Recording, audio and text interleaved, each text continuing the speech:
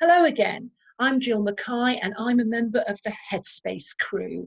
We're a group of experienced organisational mindset, well-being and change experts who've come together to support organisations, managers and teams during this coronavirus crisis and afterwards too. What we're doing is producing a series of short videos aimed at helping managers with simple, effective tools, resources, and strategies and ideas to help them stay productive and sane while working at home or while managing remote working teams, which, let's face it, can be tricky at the best of times. So what I'm going to do now is share a slide set to take you through this final video in the series around motivation. Welcome to video 3, the final one in the motivation series called How to Motivate Your Team in Uncertain Times, where I'm looking at how to keep yourself and your team motivated at home with some insights and tips to give you some practical ideas.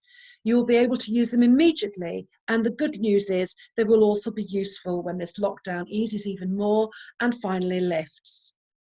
So a reminder that there is a simple PDF workbook that you can download and use to take notes in the exercises, and I've provided a brief summary of the content in there as well. You can see the link for the download on this slide if you haven't got it already. And I do recommend that you take some time to think about the questions and exercises posed on the handout. They're designed for you to think about both in the context of yourself and for your team members, and for you to use to explore in team meetings and also in individual discussions.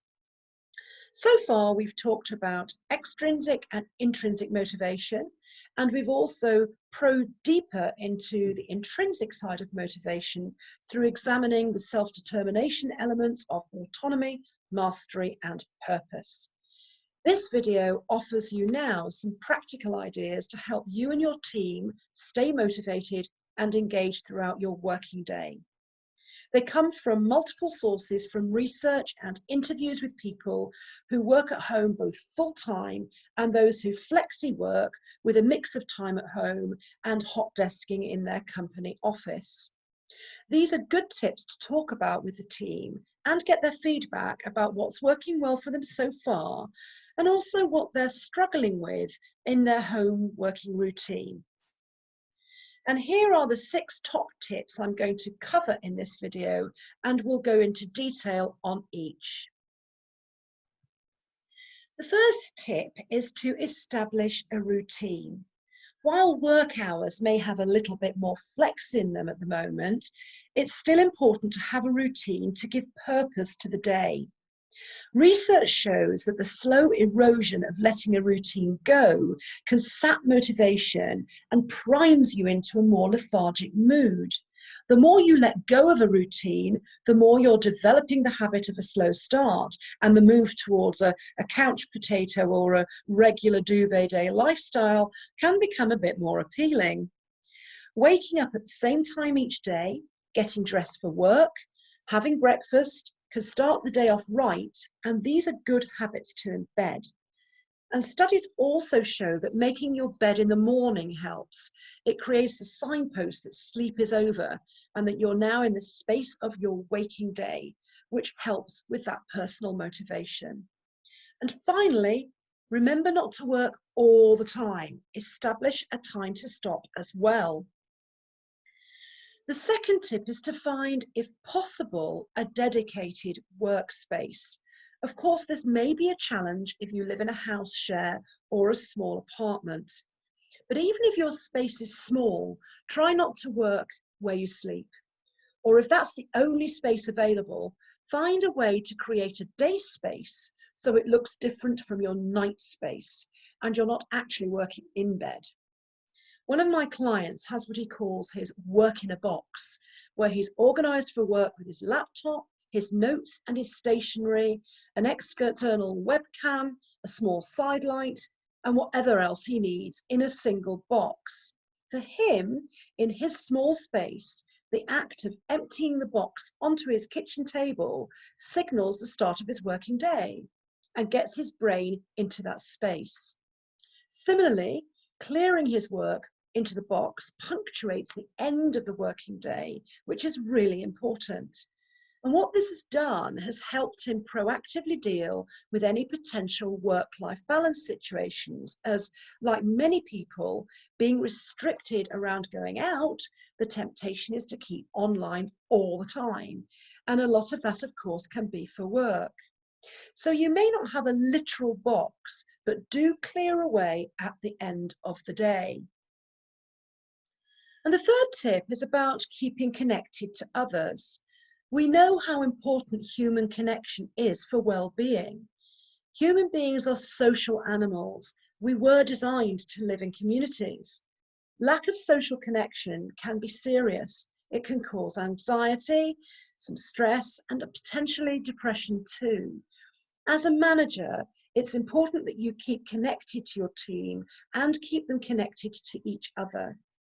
Even the more reflective and quiet team members who may adjust well to working on their own without the buzz and noise of colleagues around, they need to have that integration with the team too. And of course, it's important not to make assumptions. One team member may thrive on solitude, where others may feel so disconnected it becomes a stressful situation for them. Team meetings and hangouts are super important right now. It's an opportunity to check in with everyone, not just focusing on business, for the team to feel aligned and in it together, and to demonstrate resilience and plans for the future. Call more and be available without micromanaging. Turn that volume up on your communications, and that is about listening as well as talking. Another tip is to encourage your team to take regular breaks. As well as showing your trust in them in managing their own routine, it is imperative to take breaks regularly to make sure your brain keeps energized and you don't feel overloaded. Breaks are essential for rest and rejuvenation, and also to keep the energy up and go back to their work with a fresh perspective. Our brains have a finite cognitive capacity, and just sitting at a table for hours staring into a laptop will not get the best results. And while we're all grateful for video conferencing, there are extra stresses associated with being online all the time. It's tiring. We have to work harder to keep focused and process information from non-verbal cues. Plus, we're on display all the time. Natural silences and pauses, they just seem longer. It's different to the usual ebb and flow of a face-to-face meeting. The best way to take a break is to move away from the work, take a walk if possible, preferably outside, or do some exercise, get a drink, chat to a friend, but not about work. And stay away from other devices as they stimulate you and get you in the habit of desiring an instant buzz. A real break is about interrupting your work pattern, to use different parts of your brain for a little while, so when you go back to your work, you feel motivated and re-energized. And in the break, your brain may have been working in the background to come up with new ideas, or maybe even to solve a problem. Minimizing distraction helps with your motivation. But of course, working at home inevitably means that there's a whole world of distractions at play during the working day, particularly if space is limited. How tempting, especially as so much work has been done online, just to check Facebook or Twitter or browse on the internet. This is about finding a way to keep focused on the task in hand. Have a brainstorm with your team about distraction temptations when working from home, and what can be done to minimize them. Remember though, the success of remote working is based on trust, and successful working at home is not about the hours the team members work, but the results that they're still producing. Talking about distractions with the team though can be really helpful, as not only does it show you as their manager know that distractions exist, but also, as with any topic, a group discussion can yield some good ideas for others to take on board. Another idea is to take the old commute time and put it to good use, and don't use it for work. It is bonus time. Many people used that commute time for reading or listening to podcasts or planning for the day. I'm encouraging my coaching clients to use it for the mastery element described in video 2. So to maybe work on some skills, take an online course, watch an inspiring TED talk, writing their journal, just something to keep them motivated, inspired, and energized for the day. Some people prefer to use that morning commute time for exercise and maybe the home commute time for some learning, reading, or inspiration, or vice versa. Either way, it's a good way of energizing your brain and learning new skills at the same time. This could be a potential silver lining of lockdown. People may gain motivation for their work through learning a wide array of new skills, getting some new ideas and insights. And as discussed on video 2, when we looked at the area of mastery, these new areas of learning can be motivating for other team members to learn about at team meetings.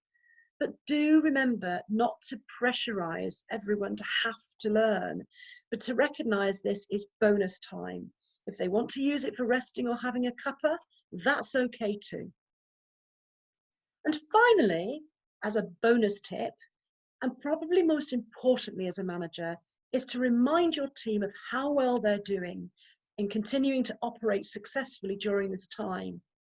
Give them regular feedback. Keep communicating well. Keep the team talking together. Ensure you're available but not micromanaging. Show your trust and faith. All these actions and behaviours will help your own motivation and your team's. You may find it useful to keep a journal to record your thoughts and learning as you progress throughout lockdown, and think ahead as to what good practices you can adopt in the future. And encourage your team to do this too, and you can share what works well and what is a bit more challenging that they could do with some help with, both for now and the future. So take a look at the workbook to note down what practical tips you can add to this list from what you have learned works well from working at home and what you can share with your team. And importantly, ask them what do they need as support from you. So that is it for video 3 in this series on motivation. By now you should have a good amount of notes and ideas that you can discuss with the team. In closing, remember that motivation is not a formula. It is not a one-size-fits-all approach. All your team members have different reasons for getting up every morning and doing what they do every day. They are all unique individuals. They live in their own unique circumstances, and some may have additional challenges of space and time restrictions and experience uncertainty, pressure, and stress in different ways during this pandemic. Navigating these differences can be challenging, but it also can be rewarding as a manager. So do remember, as a manager, part of your role is to be captain of the ship and to help keep morale and motivation up, to trust and support your team, keep communicating so they feel that they contribute and have a role to play in helping the business continue to prosper. I hope you found this series on motivation useful.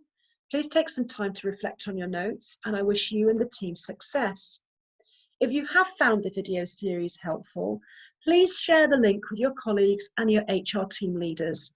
If you'd like to find out how I or my Headspace Crew colleagues can help you or your organisation through these challenging times, and to plan how to support your employees in the future, please do get in touch to arrange a chat.